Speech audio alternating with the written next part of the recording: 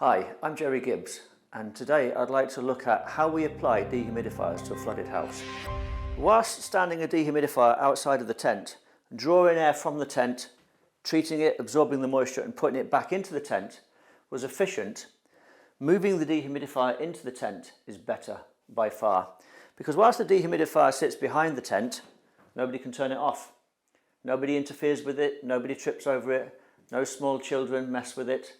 It stays there and continues to work. Nobody needs to turn it off. Nobody has access to the switch. So sitting behind there is likely to run for the entire duration of the drying, undisrupted. Inside here, the air is recirculating round because now there's no ducting on the machine, so the air simply goes in, is dried and goes back out again. So that machine is processing 400 cubic meters of air in its dry air capacity. In a tent of that volume, 2.5 cubic meters, it's doing 160 air changes within there, and each time the air is getting drier and drier and drier. And the drier the air gets, the quicker the moisture in the wall can come into the air, and the quicker the evaporation process goes on, the quicker the drying. The dehumidifier needs to dry its wheel.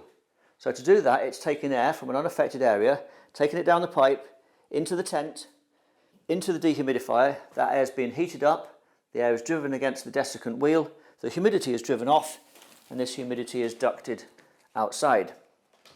And that is arguably one of the most efficient drying systems we could ever set up.